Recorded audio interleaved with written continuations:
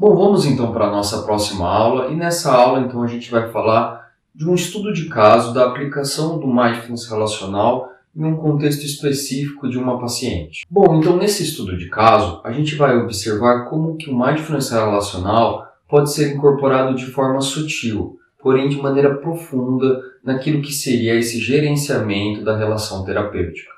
Então, a gente vai pensar nos pilares dessas técnicas de Mindfulness relacional, como, por exemplo, da pausa do silêncio consciente, da escuta refinada, da empatia compassiva e da presença aberta como mecanismos, como ferramentas de intervenção para que aconteça um acolhimento efetivo e o paciente se sinta bem nesta relação terapêutica. Bom, então vamos lá. Vamos falar então da paciente de hoje, que é a Camila, que é uma mulher de 32 anos.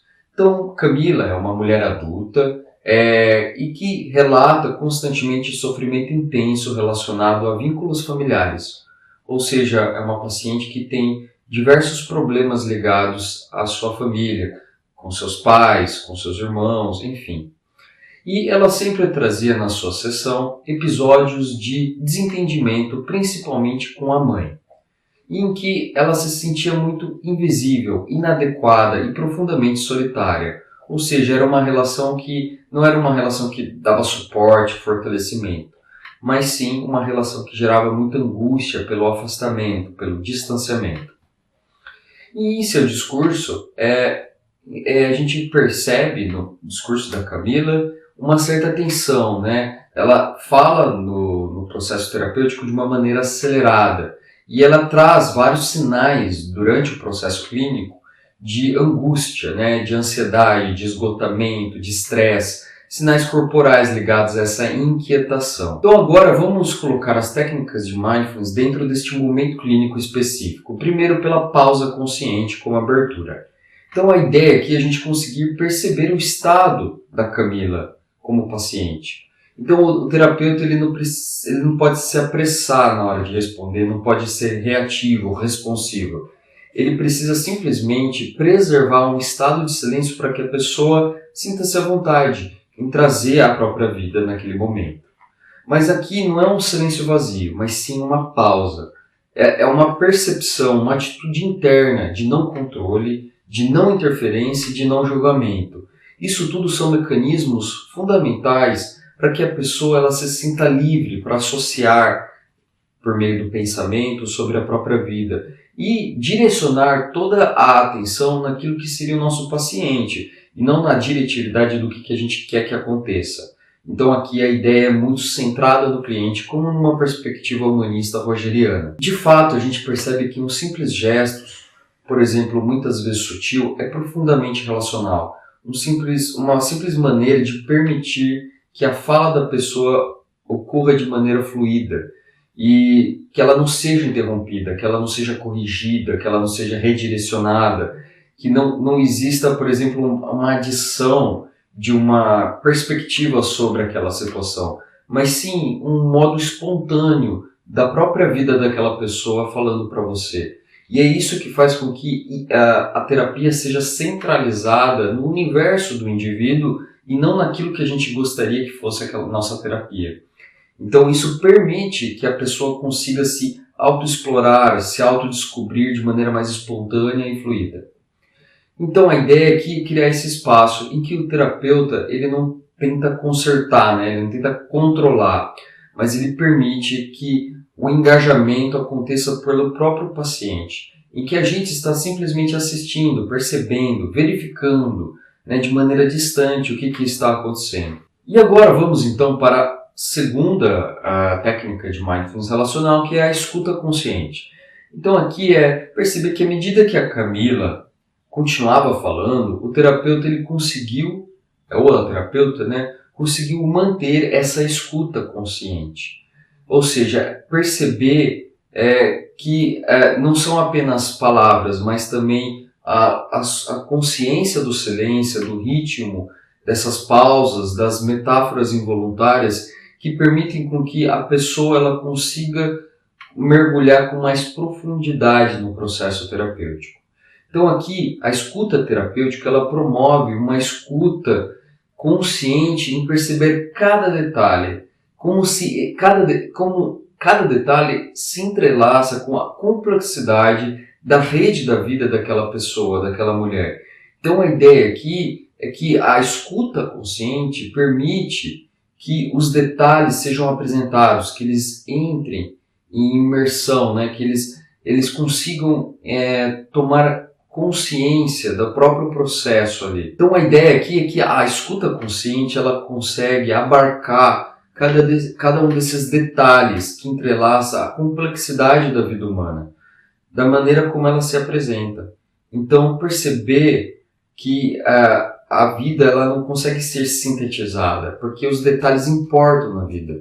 Então cada elemento da infância, cada medo, cada expectativa, cada desejo, cada esperança, tudo isso está entrelaçado em uma rede extremamente complexa e é preciso ter uma escuta aberta para esse detalhe, para essa complexidade dessa vida. Mas eu acho importante salientar que essa escuta nesse contexto não é apenas para captar informações, mas também testemunhar uma existência, perceber um sujeito, um personagem, como se fosse uma série e tem um personagem principal ali. Cada paciente é uma série, cada paciente traz em uma sessão um novo episódio, uma nova temporada.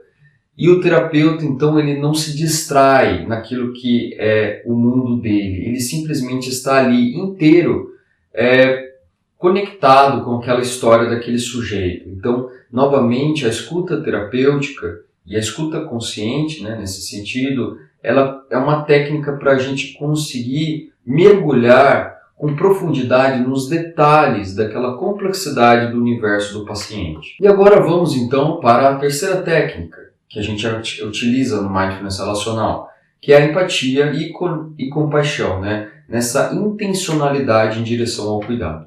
Então, basicamente, a ideia é que a partir dessa escuta do caso da Camila, o terapeuta, a ideia é a gente conseguir mergulhar com profundidade na história da Camila. Agora, mas com um gesto não apenas de conseguir entender aquele mundo, as regras daquele mundo, mas também conseguir ter uma compaixão da Camila para que ela consiga se direcionar para uma vida melhor, uma vida com mais bem-estar.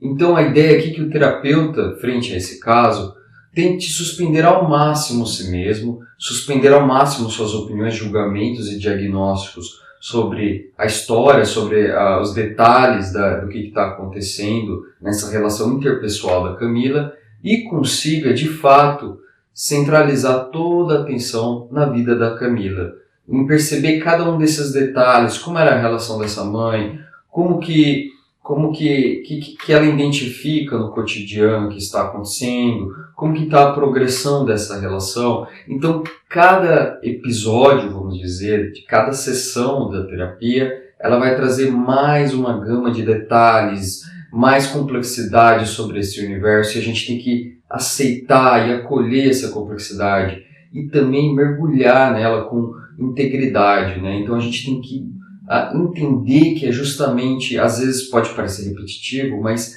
não é repetitivo. Na verdade, aquilo lá é uma vida densa, complexa, cheia de universos e micro-universos.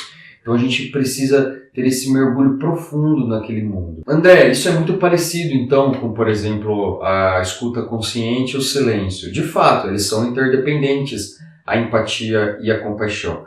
Mas a questão é que quando a gente vai mergulhar nesse universo da pessoa, a gente vai ter uma intencionalidade muito clara de redução do sofrimento e promoção do bem-estar. Então, no caso da Camila, é conseguir perceber quais são esses detalhes que estão gerando esse sofrimento secundário e perceber detalhes que podem potencializar a saúde dela. Então, é um movimento silencioso interno, porém radicalmente ativo. Então, a ideia aqui é ter essa intenção benevolente e apoiar o bem-estar dela, né? Entender que nessa complexidade, nessa rede, nessa teia da vida da Camila, existem tantos nós que acabam gerando mais sofrimento, como também algumas potencialidades que podem gerar uma vida melhor. E por último, então, vamos agora na nossa quarta e última técnica de Mindfulness Relacional, que é a presença consciente, que também promove aquilo que é a presença terapêutica. Então a ideia aqui é que durante toda a sessão, o psicoterapeuta busca cultivar, no caso clínico, um tipo de presença que não se expressa em palavras necessariamente, mas sim na criação de uma atmosfera, de um ambiente relacional de construção e autocrescimento. Então, no caso, por exemplo, da Camila, ela conseguiu perceber aos poucos que ela pode repousar nessa presença, de que, ainda que na casa dela ela tem uma relação de distanciamento com a mãe, às vezes com pouca amorosidade, com pouco afeto, ali naquele espaço é possível criar um lugar de autocuidado, de afeto, né? Perceber que esse espaço ele pode melhorar o fluxo, a qualidade da respiração, os ombros podem se abaixar. Então tudo isso é aquela ideia de a gente começar a tirar as armaduras para conseguir de fato ter essa conexão profunda naquela relação terapêutica. Então é a gente conseguir criar esse terreno fértil do autocuidado e da autocompaixão, que é totalmente diferente de tudo aquilo que a sociedade vamos dizer, obriga a gente a ter, né? De performar, de desempenhar, de ter que ser alguma coisa. Então a ideia da presença consciente é justamente a gente criar um solo de um campo onde o paciente pode viver as suas emoções, pode viver consigo mesmo, sem medos de julgamento, sem pressa, com espaço para ser quem exatamente é. Então, fundamentalmente, qual que é a ideia aqui? É que a Camila, talvez na casa dela, com as amigas, ela não consegue ter essa abertura para falar de todos esses elementos em que a gente está falando. Então, ali, por meio da presença consciente, a gente consegue criar um novo lugar psíquico na pessoa. E é esse lugar psíquico que ela vai entender que pode existir dentro dela, né? Então, ainda que esse espaço seja externalizado ali na sala, né? No sofá, na cadeira, na sua postura, tudo isso está externalizado ali na clínica, né? Na sala em que você está atendendo. Mas isso acaba sendo transferido também para um lugar interno na pessoa, de que existe um lugar diferente, por exemplo, do caso da Camila, que tem um relacionamento difícil com a mãe, ali é um lugar diferente. Então ali ela pode de fato ter esse momento para ser ela mesma, sem esses desempenhos e expectativas da sociedade e da família. Bom, então pegando de uma maneira bem sintética o caso da Camila, o mindfulness relacional não é necessariamente uma técnica que a gente aplica assim, como por exemplo as práticas formais, né? Ela é mais uma capacidade, uma habilidade atmosférica de criação de um terreno fértil, de autocuidado e de um espaço terapêutico. Uma postura que é corporificada por meio da atenção plena, por meio da consciência plena.